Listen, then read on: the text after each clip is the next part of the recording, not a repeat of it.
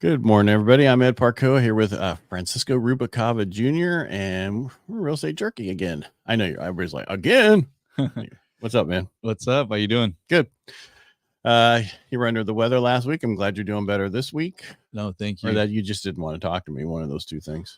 No, it was weird. I feel like there's been something going around. There's definitely a cough going around. Yeah, that's where it was. It was like my throat was all scratchy and stuff. But on the bright side of things, we're getting close to the new year. Yes, we are. That's why I labeled this "What to Expect in 2024." Yeah. What do you think we should expect in 2024? I think even just from current trends and patterns we're seeing right now, it's, I think it's going to be healthy. I think we're going to still be seeing, now that the rates kind of dropped a little bit, things going to invite a few more sellers and stuff. We haven't seen it yet because of the holidays and everything still, but I think we're going to be seeing a lot more sellers on market, maybe some people that need to do some contingent sales, which will bring more houses on the market, more options. And with the rate right now where it's at, I think we're kind of at a comfort level again. Yeah.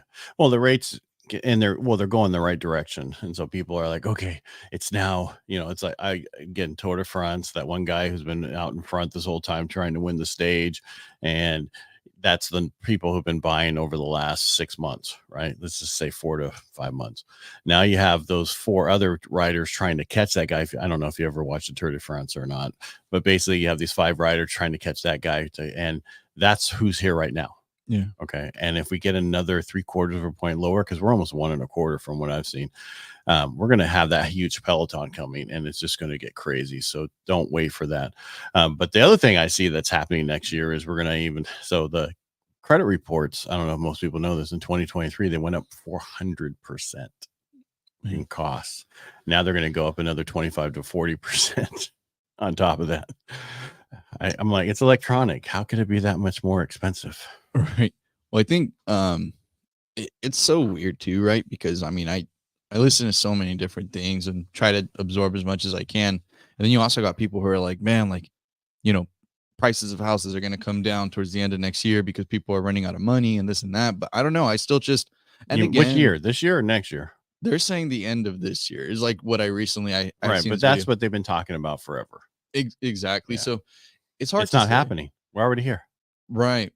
I mean, I think more than anything, you just have the focal point being, like our area, like Stanislaus, San Joaquin, like Central Valley and everything, right? I don't know. I just feel like all the news is just so general and I don't want to say like a niche community, but it's just, there's different, it's different here. Right. Things are different. There's a lot of desirability here. A lot of people want to live here. We just have a lot of people in California. Right. So when we lost 750,000, almost 1 million, it was like, okay, now we have enough for people to buy other homes, right? If they didn't leave, we would have had no homes for those 3 years to sell. Think about that. Right. No, it's big. I mean, and that's the thing too, is, we think about like builders and things like that. Like, right now, I mean, I know we have a few that are around here. We need more. Right. Like I know they're starting to build in Keys, right? And then people are like, "Oh, well, I don't want a building, I don't want a new house in Keys," but they're nice homes. I mean, they're really nice. They're starting to build these, they already have a pretty well developed community, and they're starting to start like on another one.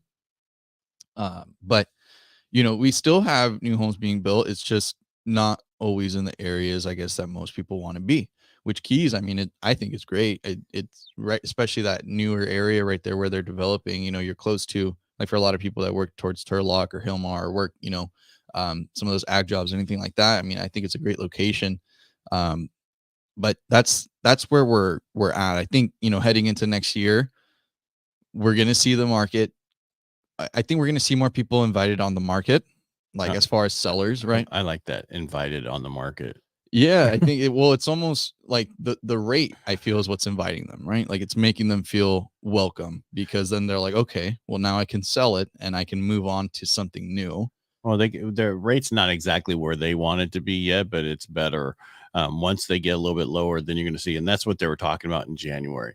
Is the chicken or the egg going to come first? Is the sellers going to come first? And if so, that's where you could see a drop in some little value, or is the buyers going to come first and you're going to see an increase in value? And here, like you said, in our area, it's a totally different game. We're not the same as nationwide. We're not the same anywhere in California. If you look at nationwide, there are pockets in certain places that are not doing so well because they have increased so much, or they had other issues like Texas. Austin, Texas is down 10%. Well, they're down 10% because people didn't realize how the tax rate worked. When you owned a rental, whatever the value of the home goes up to, that's what your new tax rate's at. So people like it doubled, and they can't. It doesn't pencil as an Airbnb anymore. So that's why those things were put on the market. You know, you got Tampa, Florida, those places. The median price is 500 to 600,000, and there's no jobs there, right, to support that income. But it was a great, so there's certain pockets like that that are having issues right now, but they're not going to have issues for very long. Right. I think even over here, we kind of have some of those pockets, like Merced and like those bonds in that area, and I always say too, like Tracy, right? Mm-hmm. I feel like those places got hyperinflated, during the pandemic, and it was like once the pandemic ended, within a few months, people weren't able to get what they were getting for those houses anymore. I mean, like I remember in Tracy, houses were going for 200,000 more than what they should have, and even like Merced, I think what happened with Merced is the pricing of homes were so low that during COVID, so many investors gravitated over there. Oh, really?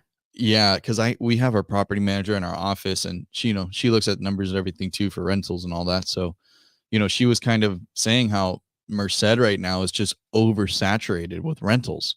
So I think we're going to see a lot of stuff come up for sale over there. Well, did you know that happened one time before? Merced area too? Yeah, where they had too many rentals. It was when they put the university in. And everybody bought all this thinking, oh, these people are going to come. I'm going to have renters built in. And the too many people had rentals. Yeah. So it's not the first time this has happened. But it's maybe, I understand what you're saying, that they might go back on the market, which is not a bad thing because we could definitely fill them with somebody who could live there. Exactly. I mean, I have a lot of people who, you think about Modesto, you can't get anything here anymore for less than 400 unless if you want to live over, close to Paradise, right? Yeah, but you can't even there in some of those. It's still close to that. Right. Like, and I'm not knocking Paradise. No, I mean, it's just, granted, there's not some Paradise. Yeah, exactly. It's an ironic name, but it's a future name. Yeah. And something to grow into, and hopefully, I mean, we do get there. I mean, I think, a lot has changed, right? But that's the difficulty, is that a lot of people don't feel comfortable living there, right? Like there's areas where they just don't. I get it. That's how Oceanside was in San Diego, when I lived down there. We called it Ocean Slime for a reason. It was right next to Camp Pendleton. Well, now you can't even get a starter home for 1.2 million there, right? So what happens, and then so that whole people were pushed out towards Fallbrook, not Fallbrook, Escondido. They kept getting pushed to there was, God, if I can remember, Vista, and then San Marcos, and then out that way. The same thing's going to happen here. People are going to be pushed out more different places, or they're going to have to move somewhere else. And that's what happens with certain areas. When values go up, people buy them, and those people move out and move somewhere else, and then rentals get more expensive, and then you have a change of a neighborhood. And that's what we're going to start seeing more of. It's even in those areas, a big change in neighborhoods. I agree. I mean, I think, and a lot of gentrify or something like that. Right. Well, I mean, we've been seeing it. Like, I know right now there's actually, it's only a 2-1, but it's 299 over on Kenneth, right? Like, but it's completely remodeled. Like, I think no one jumped on it for 299. What's the it like just hit the market. It's like 780. Yeah, something like that. Too bad. But that's what I'm saying, right? Is like, if we have investors continuously doing that and fixing these properties up to where people are like, you know what, it's not the greatest of areas, but at least I'm going to have a home that's like sound, right? Well, they'll change as they pick. It's the same thing they did on those programs that you saw on the HTV and all those places where they went in Detroit, in each neighborhood or another city like that. And they kept making them better each street, right? They do a different one on each one. Now the whole neighborhoods have changed over a couple year period, and that's what's going to happen. Right. And unfortunately for the people who live there, who won't be able to live there, but that's what's going to happen. The neighborhoods are going to change. Yeah. So, yeah. I mean, even around here, things are changing. Now, if I could just clean my front yard up, I'd be not one of those places. No, and I mean, I think again, on the whole topic, right, of like moving into this next year, I think I strongly feel that our values will keep going up. I strongly feel that the market's going to remain healthy, and when I say healthy, I mean like steady, right? Mhm. Like there's going to be transactions consistently going on. I think right now, I mean, still every house that goes on that's properly priced, it's selling within the week. So things are still moving. I mean, I always have my clients that I've helped buy within the past years reach out and they're like, hey, like what's going on? How are things going? And I I have yet, and I've been doing this over 5 years What? now. Has it been 5 years? Yeah. I thought it was just yesterday you started. Yeah, so it's almost 6. So, I've yet to have someone call me and my answer be things are going down. Like, this whole time it's just always up. It's always been competitive. I haven't seen the market like slow down, really. All right. Well, and here's one of the reasons. I don't think we said this number yet, but there's 50 million millennials coming to the market. And those aren't my numbers. Those are Fannie Mae numbers and Freddie Mac's numbers. They did a presentation on it. And let's just figure the population of the United States, 30% is Hispanic, right? In our area, it's more than that. It's 45%. That's a lot of business for you. No, yeah. No, I'm sorry. What was that? I said, that's a lot of business for you. Yeah, no. So I actually had recently seen a study as well that they're saying from now up until I want to say it's like 2040, and it was a crazy number. Like I think it was like they said like 60%, 70% of the whole population that will be buying real estate, they said was going to be Hispanic. I can see that. I could see it as well because the way that I think about it, right, is when my grandpa came over here and brought, my whole family, and same for like on my mom's side, both of them, they both came, right? And, my dad per se is like the first generation, right? Of I guess how you would say like him being here and starting. So, he came and, he made his money, he purchased his house. And now I came and, I still was at a really young age when I purchased my house, like similar to him, right? But I think it's just all of the fundamental values that are instilled, I think, across the board, with Hispanics, and like, especially how I grew up with my dad, it's work hard. You don't complain about what you're doing. Do the best you can, buy a house, like those kind of values. Right. That, the way it used to be. Right. I mean, it's just hard working ethic is what it, like, that's the thing that I 100% took from my father was work ethic, understanding that no matter what it is you're doing, whether you're flipping a burger or, selling a house, you do it with, your best potential. And, I think, it's just continuing to instill that, but nonetheless, it's like my dad came here, he bought his place. Now it's on to me. And because of that, it gave me a kickstart, like boost into my life. And now it's like when I have kids, they're going to come on and they're going to purchase houses. And I would purchase those houses before then. Yeah. Because think about it. Where's the values gone now? We doubled, right? So now if a bad neighborhood, not a bad neighborhood, but a house is 400,000 in that neighborhood. Can you imagine if things in 20 years from now double? That's $800,000 for a house there. Think about those numbers, and those are numbers that were like, what the heck? But remember, our parents bought $80,000 houses, and when they doubled, they were like, what are you talking about? Well, I think too, it's like, like even again, like with the Hispanic culture, like I help a lot of people out who, they're older couples and stuff that are buying stuff for their grandchildren. Like literally, like they have that in mind. Like, hey, I just actually have another family I helped recently, where the dad, he was like, oh, I want to help all of my children, and he hasn't even done it all quite yet, but he's like, I want to help them. It was a Spanish speaking guy. He's like, I want to help all my kids with $100,000, and I want them to use that to help them buy, their houses.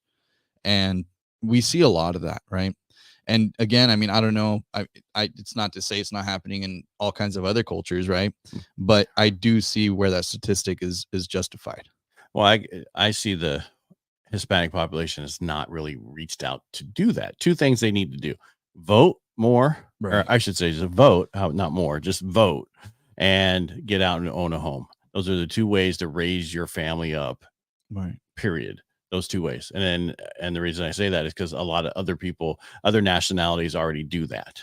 Right. But you're, and you and I have talked about this before. The Hispanic population is like, we like to complain, but we don't like to vote. Yeah. And that was not my statement. That was your statement. I will go back and find that video. So when someone sends me a bad email about it, no, that I'll was vouch for you. okay. No, because it is true. I mean, and it's hard, like, without, I guess, being so political about it. But even like with my family, I don't care how they vote. I just want them to get out to vote.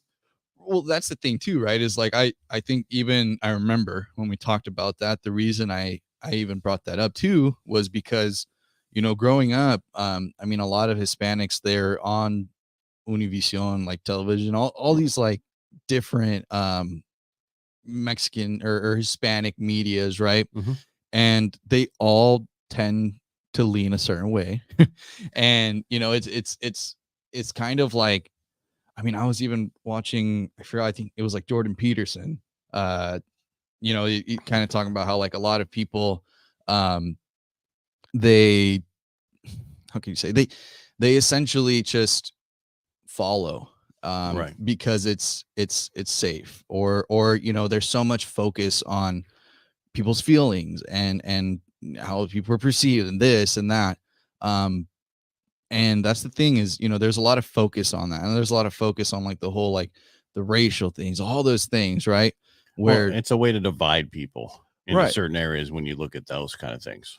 Right. right. And that's the thing is that, I helped my parents. I told them, I was like, look, watch it for all the news and stuff you want, but the politics, turn it off. Like it's not good. And it's my dad's a business owner. Like and I had to explain to him, like, it doesn't make sense for you to not like this individual or not like this specific party or something like that, when the other side claims to help, but they're not. They're it's on the contrary. um I always say, I mean, a lot of people like to say tax the rich, or tax those who are making more, but they don't understand that it hurts people like my dad, who worked his whole life to get to that point, and he's not a millionaire. He's working day and night, trying to do what he can to make a change. Right. And they don't understand how that affects him, how that affects the hardworking individual who's trying to help his family have better. Like it, they don't understand that. They think that it affects the big, mega corporation, but it doesn't. They know how to handle their money. Well, the other issues, people don't remember history. Yeah. The Republican Party was started in 1860 to fight slavery. Right. Which most people like, what? Yeah. What are you talking about? No, it's the bad people. No. In the 1960s, there was a certain party who did a filibuster on the floor to stop civil rights, and that was the Democratic Party. Yeah. All right. That's what people don't get. Go back, research the different parties, how they are, and how they changed, and how they're not the way they used to be, but they are even worse. And I'm just saying, because a lot of people go, well, the Republicans today are the Democrats of the 1950s and 60s. I can see that. I don't really care what party you are, as long as you vote in the middle like the rest of us. We're all pretty much in the middle. There's a few fringes on each side. We all kind of want the same thing, smaller government, take care of us, this kind of stuff. But the problem is where we are now. We don't have what was said is going to be. So we'll just move on from there. So, and again, just look at, I always say, my grandfather told me one thing: vote your pocketbook. If you always vote your pocketbook, you'll never do any wrong. Right. Right. And I'm good with a 10% flat tax. There's countries like Netherlands. I was telling a very liberal person the other day, I was like, that country taxes the people who use the public services the most. Yeah. Because they use it.